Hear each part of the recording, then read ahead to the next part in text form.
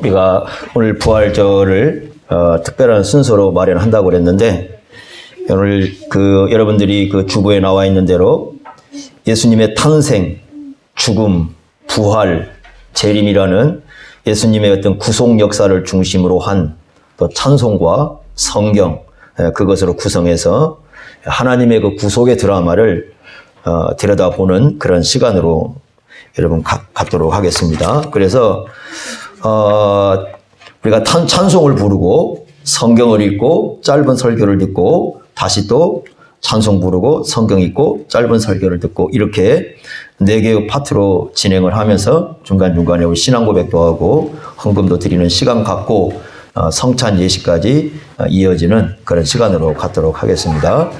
먼저 첫 번째로 예수님의 탄생에 관한 우리 찬송을 부르겠습니다. 찬송가 126장입니다.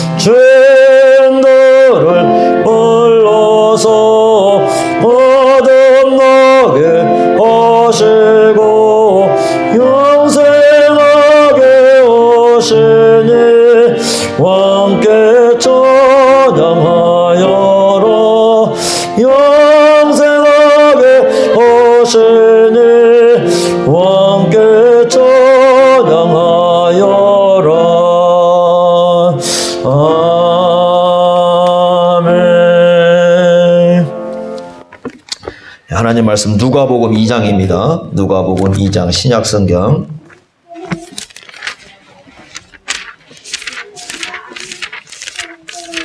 누가복음 2장 13절 14절 말씀입니다. 누가복음 2장 신약성경 89쪽 13절 14절 말씀 제가 읽겠습니다. 호련히 수많은 천군이 그 천사들과 함께 하나님을 찬송하여 이르되 지극히 높은 곳에서는 하나님께 영광이요 땅에서는 하나님이 기뻐하신 사람들 중에 평화로다 하니라. 아멘. 아까 우리가 부른 찬송가 126장은 제목이 천사 찬송하기를 이라는 제목을 가진 찬송입니다. 아마 옆에 보시면은 왼쪽에 누가 썼는가가 나오는데 찰스 웨슬리라는 분이 쓴 곡입니다. 영국에서 나온 찬송이죠. 그래서 이 감리교도 특히 이제 찰스 웨슬리 하면 감리교도 운동을 시작하신 분인데 그분이 쓴 곡으로 나옵니다.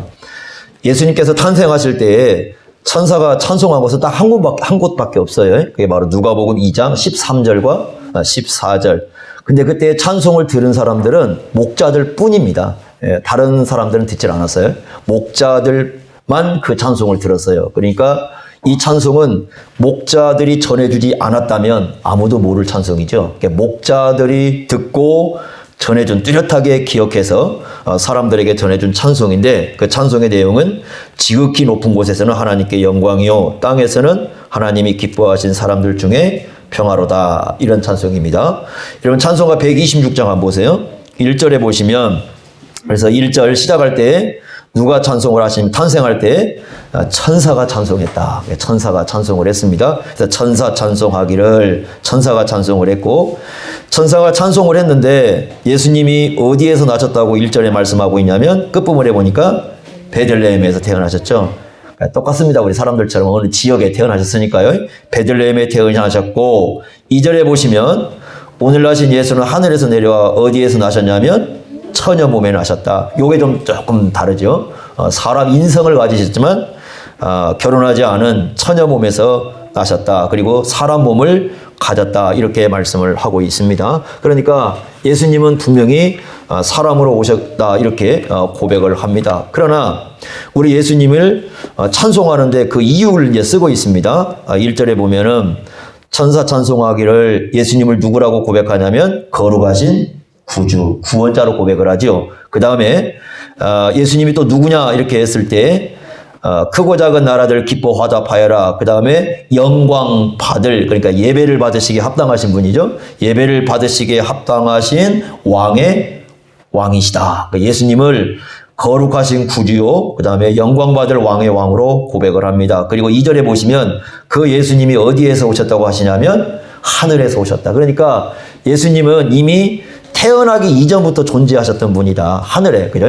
하늘에 태어나기 이전부터 존재하셨다가 이 땅에 오셨다. 우리는 태어나기 이전에는 존재하지 않았죠, 그죠? 근데 예수님은 태어나기 전부터 존재하셨다가 이 땅에 오셨다. 이렇게 찬송을 합니다. 그리고 3절에 보시면 우리 예수님에 대해서 많은 고백을 하는데, 의로우신 예수, 즉 죄가 없는 예수님이라고 고백을 하고, 그분이 평화의 왕이다. 그리고 세상의 빛이다. 그리고 우리의 생명이다. 세 가지 고백을 합니다. 평화의 왕이시고 세상에 비치고 우리의 생명이다. 그렇기 때문에 우리의 영광을 받으시기에 합당하신 분이다. 이런 고백을 담고 있는 것이 바로 126장입니다.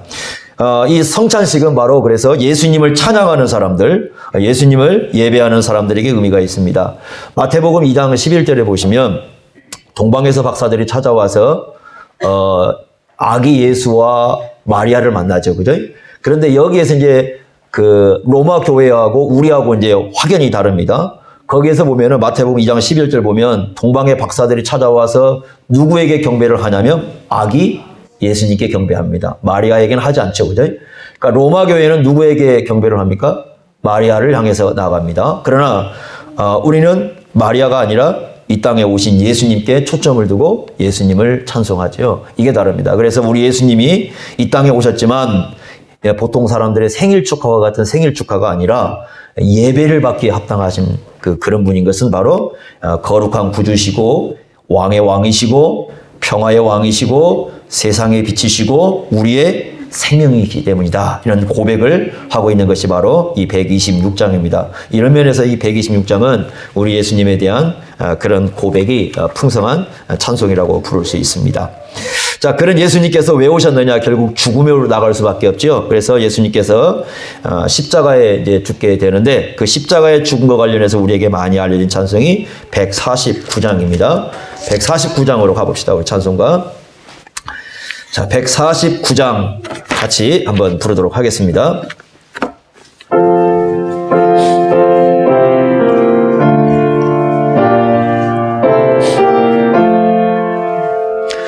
주 날려두고 십자가 우리가 생각할 때에 세상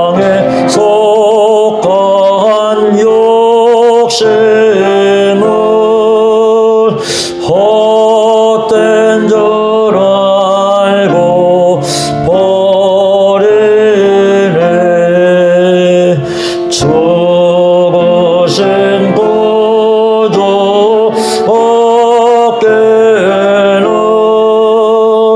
저랑을 말게 하소서. 보혈의 공로 해내보 교만한 마음을 버리네. 못 박혀 손발 보니 군자를 나타내셨네.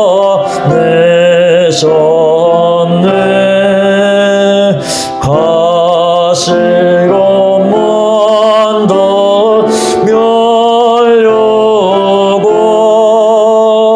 우리를 위해 쓰셨네. 온 세상 만물 빠져도 전에 못 갚겠네. 놀라운 사랑 받은 나 몸으로 재물 삼겠네. 아멘.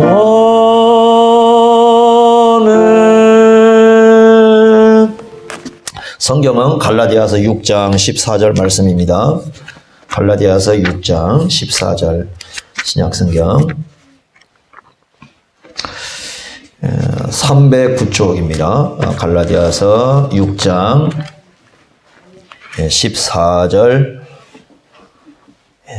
십자가에 관한 말씀입니다. 십자가에 관한 말씀. 갈라디아서 6장 14절 함께 읽겠습니다. 함께 같이 6장 14절을 읽겠습니다. 그러나 내게는 우리 주 예수 그리스도의 십자가 외에 결코 자랑할 것이 없으니 그리스도로 말미암아 세상이 나를 대하여 십자가에 못 박히고 내가 또한 세상을 대하여 그러하니라. 아멘. 우리 149장은 주 달려 죽은 십자가에 대한 찬송이죠. 이것은 아이작 와츠라는 목사님이 쓰셨습니다. 그 아이작 와츠는 많은 찬송시를 쓰신 분인데 이분이 쓴 대표적인 것이고 우리에게 또 많이 알려진 것이죠. 오늘 읽은 여러분 갈라디아서 6장 14절 그 내용을 보면은 세 가지 못 박힘이 나옵니다. 세 가지 못 박힘. 첫째는 예수님께서 십자가에 못 박혔다라는 것이고요. 두 번째는 세상이 십자가에 못 박혔다라는 말씀이 나오고 세 번째는 예수님을 믿는 우리가 십자가에 못 박혔다 이런 내용이 나옵니다. 그래서 이 세 가지의 십자가에 못 박힘에 대한 내용이 나오는데 첫 번째로 예수님이 십자가에 못 박혔다라고 말씀하는데 예수님이 십자가에 못 박힌 것은 우리의 죄값을 치르는 구속의 죽음이죠. 그래서 예수님께서 우리의 죄값을 완전히 치르기 위해서 십자가에 죽으셨습니다. 그래서 우리가 하나님 앞에 나아갈 수 있는 길은 예수님밖에 없다 이렇게 고백할 수 있습니다. 두 번째는 세상이 십자가에 못 박혔다라고 나옵니다. 그래서 세상이 나를 대하여 십자가에 못 박혔다 그랬는데 세상이 십자가에 못 박혔다는 것은 예수님을 참으로 알면 이 세상의 영광이나 세상의 성공이나 세상의 명예나 그런 것이 우리에게 큰 의미를 갖지 못한다라는 그런 고백입니다. 그래서 이제는 세상에서 추구하는 것들이 우리에게는 의미를 갖지 못하는 그런 결과를 우리에게 가져왔다 이렇게 가르쳐 줍니다. 세 번째는 내가 그러니까 십자가에 못 박혔다. 내가 십자가에 못 박힌 존재가 되었다. 그 말은 결국 우리 그 인간의 타락한 본성, 우리 인간 속에 있는 타락한 본성들이 있습니다. 욕심이라든가 탐심이라든가 이기심이라든가 교만함이라든가 이런 것이 나밖에 모르는 이제 사람에서 이런 것을 다 십자가에 못 박으면서 이제 우리 예수님을 위하여 살아가는 그런 존재가 되었음을 고백하는 겁니다. 이것은 예수님이 진정으로 십자가에 못 박힌 그 은혜를 아는 사람의 삶의 모습이라 이렇게 가르쳐 줍니다. 여러분들 찬송가를 보시면 자, 여러분 십자가에 죽으신 분을 누구라고 얘기하냐면 고백하냐면 주라고 고백을 하죠. 그래서 시작이 주 달려 이렇게 돼 있는데 영어는 주가 아니라 영원한 왕으로 이렇게 번역이 영원한 왕 이렇게 돼 있어요. 가사 내용이. 그래서 주 달려 죽은 십자가 그랬는데 영어 원문대로 하면 영원한 왕이 영광의 왕이 죄송합니다. 영광의 왕이 죽으셨다. 십자가에 죽으셨다. 이런 고백입니다. 왜 죽으셨느냐? 그랬을 때 그 3절에 보시면 나타납니다. 못 박힌 손발 보니 큰 자비를 나타내셨다. 그리고 가시로 만든 면류관 우리를 위해서 쓰셨다. 한마디로 말하면 십자가의 죽음은 하나님의 사랑이고 우리의 죄를 해결하기 위한 죽음이다. 이런 가르침을 주고 있습니다. 이 십자가를 생각하니까, 이 십자가를 묵상하니까 세 가지가 이제 여기 고백이 되고 있는. 첫째는 1절에 보시면 세상에 속한 욕심 버렸다. 아까도 말씀드린 것처럼 세상이 십자가에 못 박힌 거죠. 그래서 세상에서 추구하는 영광, 세상이 추구하는 성공, 그게 다 어떤 줄 아냐면 그건 내 욕심이요 헛된 것인 줄 안다. 다 헛되다 보니까 예수님을 아니까 이 세상의 영광은 다 헛된 것이다. 이런 고백을 하고요. 두 번째는 2절에 보시면 교만. 그래서 이제 그 2절 힘입어 교만한 마음을 버렸다. 그래서 자기를 자랑하고 자기 의를 의지하는 이 교만한 모든 것을 내가 버렸다. 이렇게 고백을 합니다. 그리고 이제 4절에 보시면 그 4절의 맨 마지막 4절 끝부분에 보시면 몸으로 재물 삼겠네 이렇게 돼 있는데 이게 영어가 훨씬 좋은 것 같아요. 영어는 뭐라고 돼 있냐면 영어를 갖다 이제 이렇게 한마디로 딱 줄여놨어요. 몸으로 재물 이렇게 돼 있는데 영어는 그 영어로 돼 있는 것은 나의 영혼, 나의 생명, 나의 모든 것 이렇게 돼 있어요. 그러니까 나의 영혼, 나의 생명, 나의 모든 것 다 주님의 것입니다라는 고백입니다. 그러니까 주님께서 나를 값주고 사셨으니 이제 나는 내 것이 아니요 주님의 것이라는 고백이죠. 그래서 내 모든 것을 다 주님께 드리겠습니다라는 고백을 여기서 하고 있습니다. 참 그래서 이 찬송은 우리 보통 고난 주간에 많이 부르면서 우리 자신들을 다시 한번 돌아보게 하는 그런 찬송입니다. 여러분들이 가슴속에 이렇게 자주 새겨 놓으시기 바랍니다. 자, 우리가 이쯤에서 같이 신앙 고백을 한번 읽겠습니다. 우리 예수님을 방금 읽은 탄생과 죽음을 생각하시면서 여러분 찬송가 앞쪽에 보시면 사도신경이 있습니다. 네, 사도신경을 같이 고백을 하겠습니다. 사도신경 함께 고백합니다. 나는 전능하신 아버지 하나님 천지의 창조주를 믿습니다. 나는 그의 유일하신 아들 우리 주 예수 그리스도를 믿습니다. 그는 성령으로 잉태되어 동정녀 마리아에게서 나시고 본디오 빌라도에게 고난을 받아 십자가에 못 박혀 죽으시고 장사된 지 사흘 만에 죽은 자 가운데서 다시 살아나셨으며 하늘에 오르시어 전능하신 아버지 하나님 우편에 앉아 계시다가 거기로부터 살아있는 자와 죽은 자를 심판하러 오십니다. 나는 성령을 믿으며 거룩한 공교회와 성도의 교제와 죄를 용서받는 것과 몸의 부활과 영생을 믿습니다. 아멘. 십자가에 죽으신 예수님은 부활하셨습니다. 찬송가 165장으로 갑니다.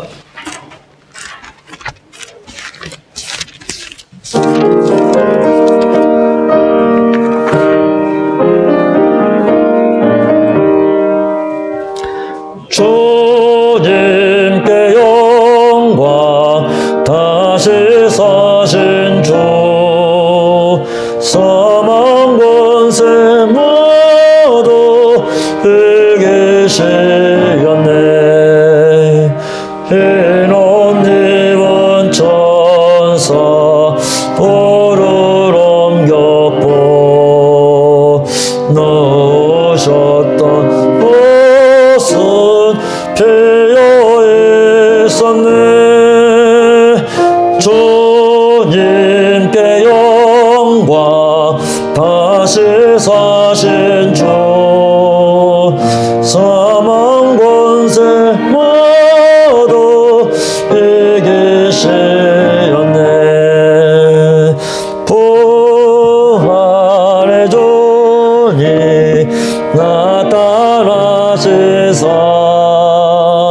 두려움과 의심을 잊으셨네. 주의 교회 기뻐 찬송하여라. 다시 사신 죽은 이겼네. 주님께 영광 다시 사신 주 사망 권세 모두 이기시었네. 생명의 임금 영광의 주님 주님 없는 삶은 헛될 뿐이라. 주의 사랑으로 세상 이기고 요단 건너 번영하게 하소서. 주님께 영광 다시 사신 주 사망 권세 모두 이기시었네. 예, 부활과 관련돼서 볼 말씀은 로마서 4장입니다. 성경 로마서 4장을 보겠습니다. 로마서 4장 24절, 25절, 신약성경 245쪽입니다.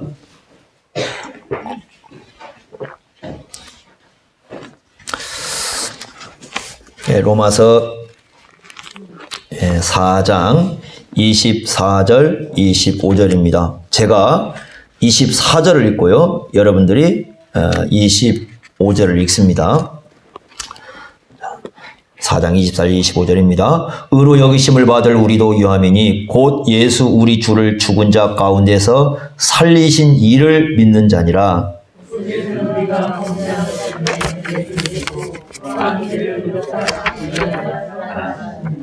아멘. 찬송가 165장 밝은 그 부른 찬송은 왼쪽에 보시면 윗부분에 부드리라는 분이 나옵니다. 부드리 스위스의 목사입니다. 스위스의 목사이신 부드리라는 분이 쓴 곡인데 이 곡은 그 여러분들 오른쪽 보시면 핸델이라는 분 나오죠. 핸델 들어보셨죠? 그 핸델의 개선 행진곡. 중간계 여러분들이 아마 이제 그 어성경에서 배우시면 유다 마카비라고 있습니다. 유다 마카비. 그 유다 마카비가 승리하고 돌아왔을 때 이제 그 개선 행진곡이라는 곡을 쓰거든요. 그 승리하고 돌아오는 과정. 그래서 그 개선 행진곡을 여기 지금 가지고 온 겁니다. 그러니까 165장 곡은 바로 그 핸델의 개선 행진곡, 승리를 뜻하는 개선 행진곡이고 그 곡에다가 스위스 목사가 쓴 부드리가 쓰신 그 곡을 여기다 지금 붙인 겁니다. 찬송의 내용은 여러분 딱 내용 보듯이 간결합니다. 죽음에서 승리하셨다. 죽음에서 승리하셨다. 모든 사람은 죽음 앞에서 무기력했는데 예수님은 죽음에서 승리하셨다 이렇게 말씀을 합니다.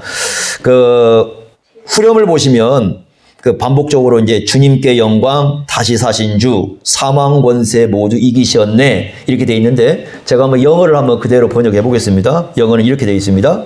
당신은 영광의 왕 영광이십니다. 부활하신 승리의 아들 끝없는 승리입니다. 당신은 죽음을 이기셨습니다. 그래서 우리 예수님께서 승리를 하셨는데 그 개선을 한 것은 어디에서 개선이냐면 죽음에서의 승리요 죽음에서 개선입니다. 그래서 그러한 승리를 노래하는 것이 바로 165장입니다. 이 부활의 증거는 1절에 보면 두 가지로 얘기합니다. 하나는 돌이 옮겨졌다. 그래서 돌이 옮겨진 것이 부활의 증거로 이렇게 나와 있고 그 다음에 누우셨던 곳은 비어 있었다. 그러니까 빈 무덤이죠. 예수님이 안 계시죠. 그래서 빈 무덤과 돌이 옮겨진 것이 부활의 증거라 이렇게 말씀을 하고요. 이 부활이 가져온 것은 2절에 보시면 이렇게 되어 있습니다. 두려움과 의심, 이게 의심이라고 번역이 되어 있는데 영어로는 이게 우울감입니다. 그래서 두려움과 의심을 물리치십니다. 이렇게 되어 있고요. 그 다음에 주의 교회가 찬송하라는 거죠. 주의 교회가 기뻐서 찬송하여라. 그러니까 교회가 찬송할 내용을 주었다. 그래서 교회가 찬송하도록 하셨다. 이렇게 얘기합니다. 아까 읽은 그 로마서 4장 25절 보시면 예수님이 왜 살아나셨냐면 우리를 의롭다 하시기 위해서. 그러니까 예수님이 부활하심으로 의롭다함을 받았고 그 의로움을 힘입어서 우리가 하나님 앞에 나아가게 되었다. 이렇게 고백을 합니다. 이런 우리 부활하신 예수님을 믿게 되면 어떤 결과를 가져오냐면 3절 한번 보십시오. 3절 찬송에 이렇게 되어 있습니다. 생명의 임금 영광의 주님. 그러면서 뭐라고 하냐면 주님 없는 삶은 헛될 뿐이다. 주님 없는 삶은 헛될 뿐이다. 그래서 날마다 이 주님과 함께 교제하면서 살겠다라는 그런 고백을 여기서 하고 있습니다. 여러분 성찬식을 할 때 예수님께서 나를 기념하라 이렇게 말씀하지 않았습니까? 십자가를 기념하라는 게 아니고 나를 기념하라 그랬거든요. 거기에는 예수님의 십자가의 죽으심도 있고 예수님을 기념하려면 지금 부활하신 예수님이시거든요. 그러니까 부활하신 예수님이 현재 임재하는 자리가 성찬식이고 그 다음에 누가 보면 다시 오실 예수님. 그래서 다시 이 땅에 오실 예수님이 기억하면서 장차 예수님이 오시고 난 다음에 그 하늘에서도 올라온 잔치가 있을 텐데 그 잔치를 지금 우리가 이 땅에서 맛보는 그것이 이 성찬식이다 이렇게 말씀합니다. 그러니까 부활이 없다면 사실 이 성찬식은 의미가 없어요. 부활하신 주님이 계시기에 그분이 이 자리에 임재하시고 우리와 함께 하시면서 이 성찬을 하십니다. 그래서 우리의 성찬이 의미가 있는 것입니다. 나태주라는 시인이 이런 얘기를 합니다. 저번에 그래도 이제 나와서 그 TV 이렇게 하는 거 봤더니 참 그 의미 있는 얘기를 굉장히 많이 하는데 이런 얘기를 합니다. 오늘이 내 삶의 시작이고 내 삶의 끝이다 이렇게 얘기합니다. 오늘이 내 삶의 아침이 시작이고 저녁이 내 삶의 끝이니까 나는 오늘 아침에 시작하면서 내 삶을 어떻게 시작할까를 생각을 하고 어떻게 살까를 고민한다고 얘기를 합니다. 그러니까 하루가 시작이고 내 생의 마지막이라면 어떻게 사는 것이 가장 의미 있는 삶일까?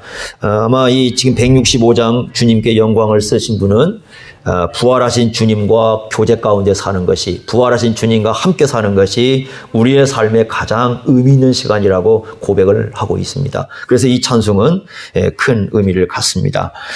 이런 부활하신 우리가 주님을 기억하면서 헌금을 드리는 찬송을 부르면서 하려고 했는데 미리 갖고 오셨어요. 예, 아주 선견 지명이 계셔가지고 가져오셨습니다. 자, 우리 함께 헌금에 대한 기도를 감사 기도를 하겠습니다. 하나님 아버지 감사합니다. 우리를 위해서 죽으시고 우리를 위하여 부활하셨습니다. 예수님의 십자가와 함께 세상과 우리를 못 박으셨습니다. 그러나 또한 우리 주님과 함께 우리를 살리셔서 하나님의 자녀로 삼아주시고 하나님을 섬기는 백성으로 살게 하셨나이다. 이 부활로 말미암아 우리에게 소망을 주시니 참으로 감사합니다. 그 영광을 우리가 기억하며 이 시간도 부활 헌금으로 드리고 우리에게 날마다 우리 아버지께서 돌보심을 기억하며 우리가 헌상으로 영광을 돌립니다. 하나님 아버지 범사에 감사함이 우리에게 충만하게 하시고 날마다 부활하셔서 우리에게 찾아오시는 주님과 함께하면서 세상을 바라보며 세상을 살아가는 저희들의 믿음이 될 수 있도록 인도하여 주옵소서. 이번 한 주간도 살아가니 우리를 붙잡아 주시고 우리의 모든 염려를 붙잡아 주시고 우리 모든 교회의 날마다의 삶에 동행하여 주셔서 인도하여 주시기를 원합니다. 아버지와 함께하는 시간들이 우리 가운데 이루어질 수 없고 예수님의 이름으로 기도하옵나이다. 아멘. 자, 이제 우리의 소망입니다. 우리의 이제 부활하신 예수님이 장차 이제 우리에게 주신 약속은 하나밖에 없습니다. 그게 바로 뭡니까?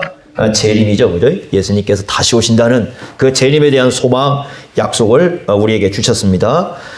그 재림도 역시 우리가 성찬을 통해서 장차 오실 예수님을 바라보면서 이 재림을 우리가 생각을 합니다. 찬송가 180장 부르겠습니다. 찬송가 180장.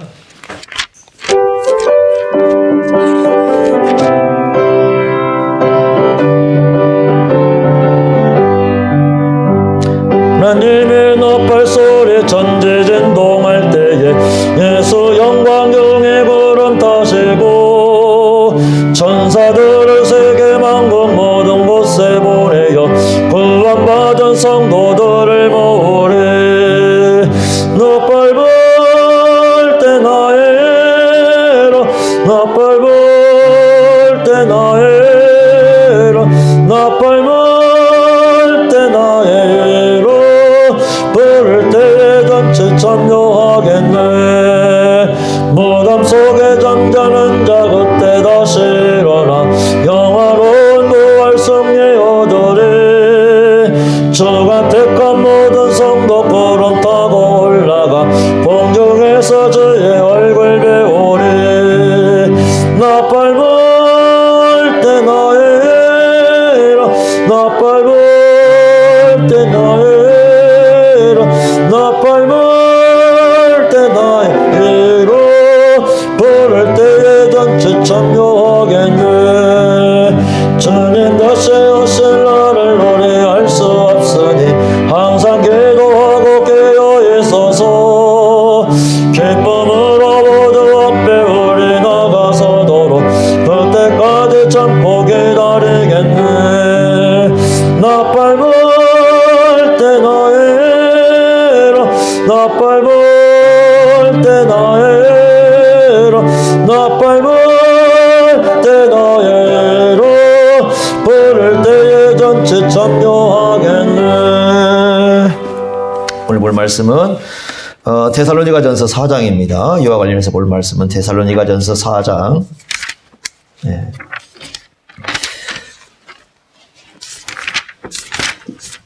데살로니가전서 4장 13절부터 18절까지 말씀입니다. 신약성경 332쪽입니다. 332쪽. 332쪽입니다. 데살로니가전서 4장 13절부터 18절까지 한 절씩 교독하겠습니다. 한 절씩 교독합니다. 형제들아, 자는 자들에 관하여는 너희가 알지 못함을 우리가 원하지 아니하노니 이는 소망 없는 다른 이와 같이 슬퍼하지 않게 하려 함이라.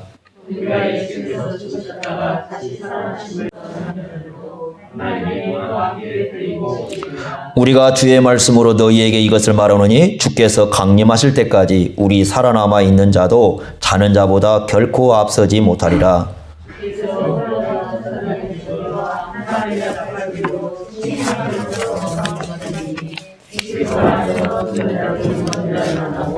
그 후에 우리 살아남은 자들도 그들과 함께 구름 속으로 끌어올려 공중에서 주를 영접하게 하시리니 그리하여 우리가 항상 주와 함께 있으리라. 아멘. 찬송가 180장은 제목이 하나님의 나팔 소리입니다. 이걸 쓰신 분이 그 오른쪽에 보면 블랙, 제 왼쪽에 쓰신 분 블랙, 작곡도 블랙, 제임스 블랙이라는 분이 이 곡을 쓰시고 작곡도 하셨어요. 이분은 일반 성도로서 그 평생 동안 주일학교 교사로 봉사했던 분입니다. 그래서 좀 나이가 좀 많이 사셨는데 평생토록 주일학교로 봉사하셨던 분인데 이걸 쓰게 된 배경이 있습니다. 그 자기가 전도했던 그 배시라는 여자아이가 있었어요. 소녀가 있었는데 빈민촌에 살고 있었을 때 가서 전도를 했던 아이입니다. 그래서 빈민촌에 살고 있었는데 가서 이제 교회를 가자고 하니까 이 아이가 하는 얘기가 나에게는 교회를 가고 싶은데 입을 만한 옷이 없습니다. 너무나 이제 옷이 남루하니까 이제 그렇게 얘기를 합니다. 그래서 이 블랙이라는 분이 그 옷하고 신발을 사가지고 가서 그 아이에게 선물로 줍니다. 그 이후로 이 아이가 교회를 잘 나왔어요. 그런데 어느 날 안 보이는 겁니다. 출석을 부르는데 이 아이가 없어요. 대답을 안 씁니다. 그날 이 아이가 이제 몸이 너무 아픈 거죠. 몸이 아파가지고 도무지 나올 수 없어가지고 이제 교회를 나오지 못한 겁니다.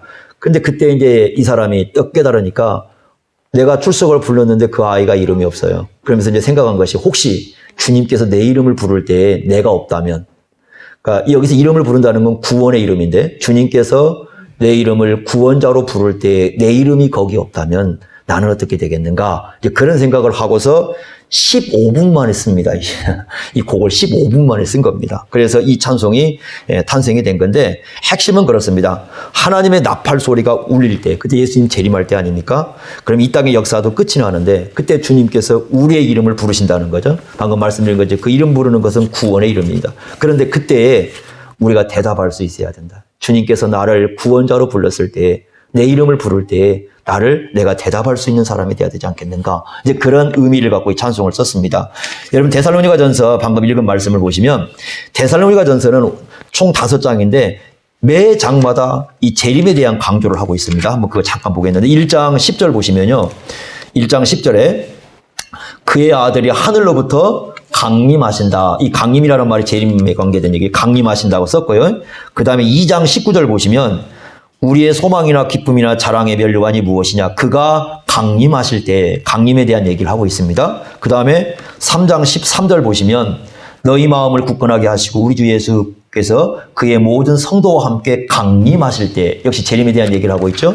그 다음에 4장 15절 읽었던 말씀에 강림이라는 표현을 쓰고 있습니다. 주께서 강림하실 때. 그리고 5장 23절 보시면 5장 23절에 평강의 하나님이 친히 너희를 온전히 거룩하게 하시고 또 너희의 온 영과 혼과 몸이 우리 주 예수 그리스도께서 강림하실 때. 그래서 강림, 이게 재림에 대한 소망을 가득 담고 있는 게 바로 베드로전서인데, 이 강림이라는 말은 무슨 뜻이냐면 옛날에 황제나 왕이 어느 지역을 방문할 때 썼던 표현이에요. 그러니까 이 고백은 예수님이 오시되 그냥 오시는 게 아니라 왕으로서 친히 이 땅에 오신다고 말씀을 하고 있습니다. 그때 4장 16절 보면 세 가지가 있다고 말씀을 하죠. 주께서 호령과 천사장의 소리와 그 다음에 세 번째가 하나님의 나팔 소리입니다. 비밀로 온 게 아니에요. 공개적으로 와요. 어디서부터 하늘로부터 들려오기, 친히 하늘로부터 들려오기 때문에 비밀로 오는 게 아닙니다. 그러니까 비밀 재림은 없어요. 비밀 재림은 없고 공개적 재림입니다.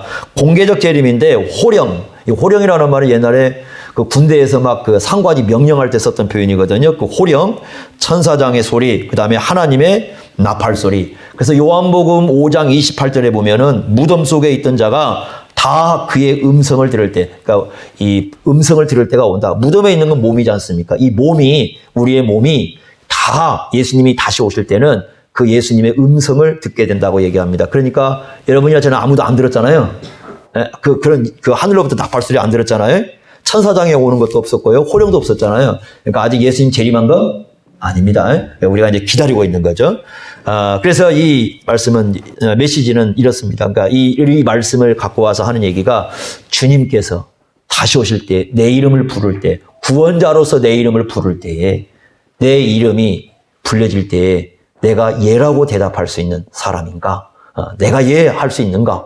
이제 그것을 생각하면서 그때 주님께서 다시 오실 때 나를 부를 때 예라고 대답할 수 있는 그런 사람으로 살아야 되겠다라는 고백이 바로 이 속에 담겨 있습니다. 이제 여러분들이 성찬 예식에서요. 성찬 예식에서 이 블랙이라는 분이 쓴 또 하나의 찬송을 우리가 이제 부르게 될 겁니다. 이분이 이제 쓴 것이 뭐냐면 그 예수님 오실 때까지, 그러니까 예수님 오실 때까지 우리가 어떻게 살아야 되는가라는 그 고백의 내용을 하나를 쓰고 있는 게 바로 뭐냐면은 내 영혼이 은총 입어 438장입니다. 그래서 내 영혼이 은총 입어도 이분이 이제 하신 거예요. 그래서 이제 내 영혼이 은총 입어 하면서 하늘나라를 이루는 삶을 주님과 동행하면서 이 땅에 살겠다라는 그런 고백을 하고 있는데, 이것이 바로 이제 우리의 성찬식 때 부르도록 하겠습니다. 자, 그래서 우리가 네 가지를 살폈습니다. 탄생과 고난과 부활과 재림. 이 네 가지가 바로 우리 기독교인들이 믿는 신앙의 핵심이고 뼈대입니다. 여기에 근거해서 우리는 오늘을 살고 있는 것이고 또 우리가 저 천성을 향해서 나아가고 있습니다. 이런 사람들이 모여서 오늘 성찬식을 행하는 것입니다.